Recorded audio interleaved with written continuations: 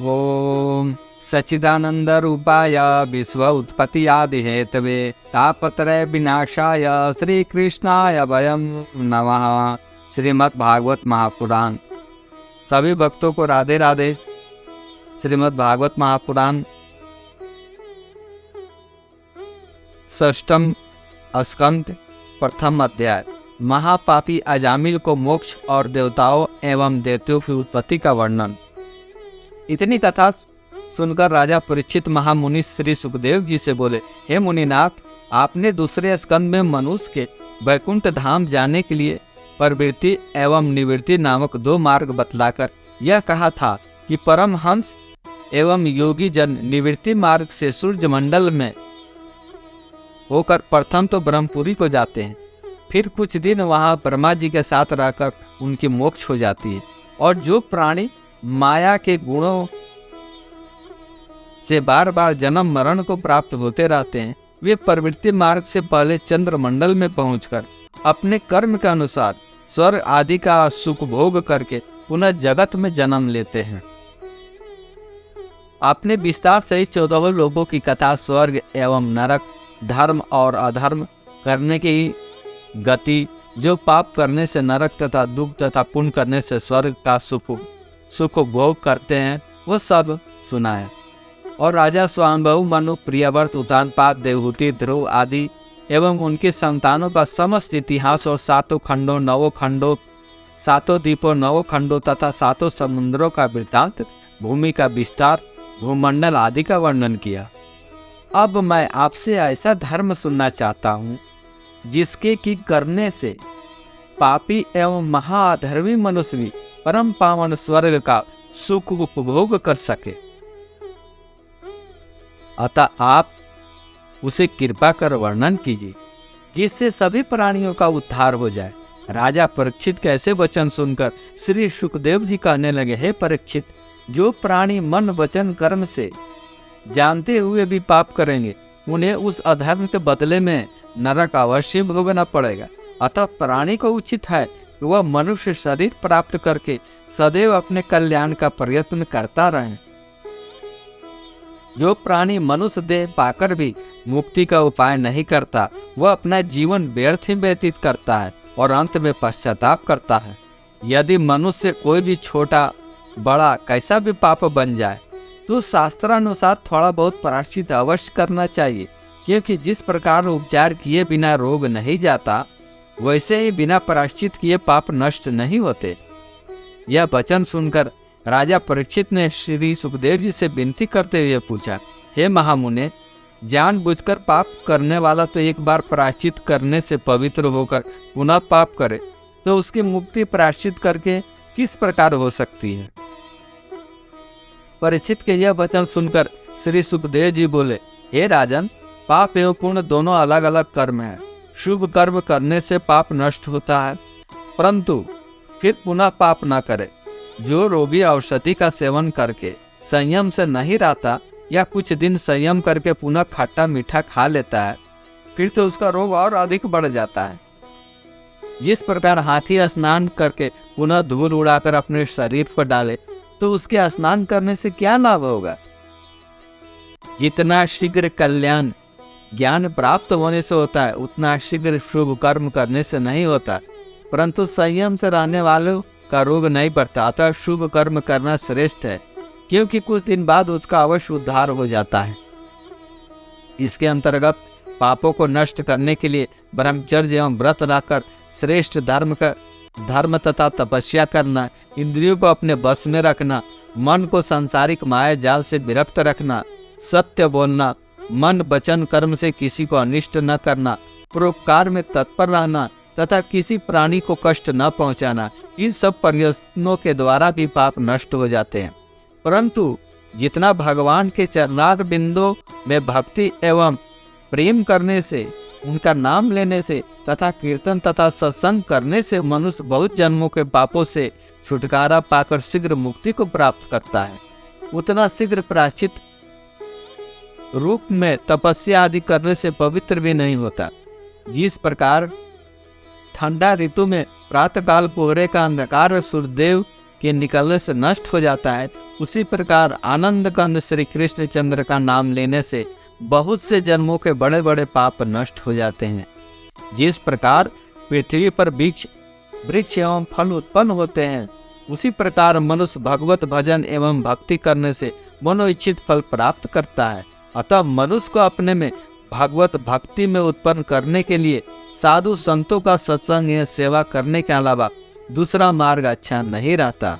उनकी संगति एवं सेवा करने से शीघ्र ही मनुष्य का मन संसार से विरक्त होकर मुक्ति को पाता है। जो परमेश्वर से विमुख है वह प्रायश्चित करने से भी किसी तरह पवित्र नहीं होते।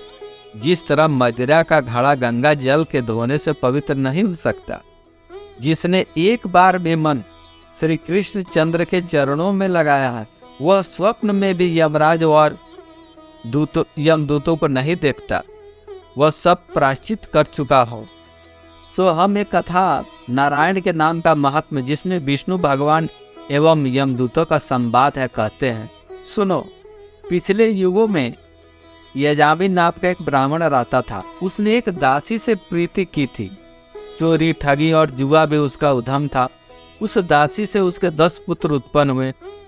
उसने अपने छोटे पुत्र का नाम नारायण रखा। उस पुत्र से उसको बड़ा प्रेम था, इसलिए खाते पीते, उठते बैठते, चलते फिरते वह मन में उसी को याद करता था और हमेशा नारायण नारायण करता रहता था। जब इसी तरह 88 वर्ष की अवस्था बीत गई और उसके मरने का समय आया, तब यमदूत भयानक रूप रखकर मुगतर और फांसी लिए हुए उसको लेने के लिए आए और गले में फांसी डालकर खींचने लगे।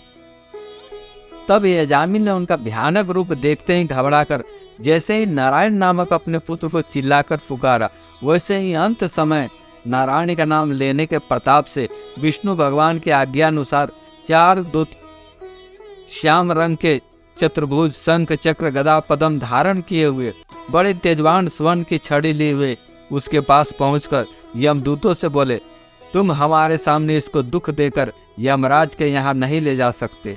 यह सुनकर यमदूतों ने कहा, सुनो मित्र, इस ब्राह्मण ने बहुत पाप किए हैं। पापों का दंड यमराज सदा देते हैं, इसलिए हम उनकी आज्ञा अनुसार इसे नरक में ले जाएंगे। नारायण जी के दूत होकर तुम्हारा ऐसे अधर्मी के पास आना और हमको ले जाने से मना करना सही नहीं है। यह वचन सुनकर विष्णु का दूत बोले, तुम लोग धर्मराज के दूत होने पर भी यह नहीं जानते कि किस मनुष्य को सुख देना चाहिए और कौन मनुष्य दुख देने के योग्य है। इसलिए धर्म तथा अधर्म का रूप हमें बतलाओ। किस पाप करने वाले को कौन सा दंड मिलना चाहिए और कौन सा काम करने से मनुष्य सुख देने योग्य होता है। यमदूत बोले, वेद और शास्त्र में जो शुभ कर्म लिखा है उसे धर्म और जो अशुभ लिखा है उसको अधर्म समझना चाहिए। वेद तथा शास्त्र का वचन नारायण जी की आज्ञानुसार है। पाप तथा पुण्य करने के साक्षी सूर्य, चंद्रमा, अग्नि, दिन, रात्रि, दिशा और आयु आदि देवता है। उन्हीं लोगों से धर्म का समाचार पूछकर मनुष्य को दुख व सुख दिया जाता है। ऐसा कोई जीव संसार में होगा जिसे चलते फिरते, उठते बैठते पाप पुण्य न होवे। यह अजामिल ब्राह्मण के घर जन्म लेकर विद्या पढ़ने के उपरांत शास्त्रानुसार गुरु, माता पिता, विष्णु भगवान, अग्नि और सूर्य देवता की भक्ति रखकर कर्म तथा धर्म से रहता था। एक दिन पिता की आज्ञा अनुसार जंगल से लकड़ी लाने के लिए जंगल में चला गया। राह में क्या देखा कि एक भील अपनी वेश्या के साथ लिए दोनों मतवाले होकर आपस में हंसते चले जाते थे। इस ब्राह्मण को देखते ही वह वेश्या कामदेव के वश होकर इसके गले से लिपट गई। तब यह ब्राह्मण भी कामासक्त होकर उससे भोग करने के उपरांत उसे अपने घर ले आया और माता पिता, स्त्री, गुरु और धर्म कर्म को छोड़ दिया। उसके साथ रहकर मांस मदिरा खाना पीना आरंभ कर दिया। थोड़े दिनों में अपने पिता का सब धन बिगाड़ कर, नष्ट कर, चोरी, ठगी और जुआ का उद्यम करके अपना कुटुंब पालने लगा। इसलिए हम ऐसे महापापी को यमराज के यहाँ से लेने आए हैं, जिससे वहाँ यह अपने कुकर्मों का दंड पाकर मुक्त हो जाए। श्री हरि के दूतों द्वारा भगवान के नाम की महिमा का हाल का वर्णन। सुखदेव जी कहने लगे, हे राजन, यमदूतों से यजामिल के अन्याय करने का यह हाल सुनकर विष्णु भगवान के दूत बोले कि यमराज के यहाँ बड़ा अन्याय है, कुछ न्याय नहीं होता, क्योंकि उनके दूत बिना अपराध साधु लोगों को भी दुख देते हैं। जब यमराज पाप तथा पुण्य का सब वृत्तांत जानने पर भी अन्याय करेंगे तो संसारिक काम, जिसमें कोई अपने अधर्म का हाल नहीं जानता, किस प्रकार चलेगा। जिसके विश्वास पर कोई आंचल में सिर रखकर सोए, वही उसका सिर काट ले, और माता पिता अपने पुत्र को जहर दे दे, तो उसकी रखवाली कौन कर सकता है। तुम लोगों ने नारायण नाम की महिमा नहीं सुनी। जो मनुष्य जानकर या भूल से या डर से या हंसी से भी भगवान का नाम लेता है, उसके बड़े से बड़े पाप, जैसे स्वर्ण चोरी, गौ ब्राह्मण, तपस्वी, माता पिता को मार डालने, शराब पीने तथा कटु वचन कहने पर भी अंत समय में भगवान का नाम लेने से छूट जाते हैं। इस ब्राह्मण ने मरते समय नारायण का नाम अपने मुख से लिया है। उसी के प्रताप से अनेक जन्मों के पापों से छूटकर वह ब्राह्मण वैकुंठ का अधिकारी हुआ है।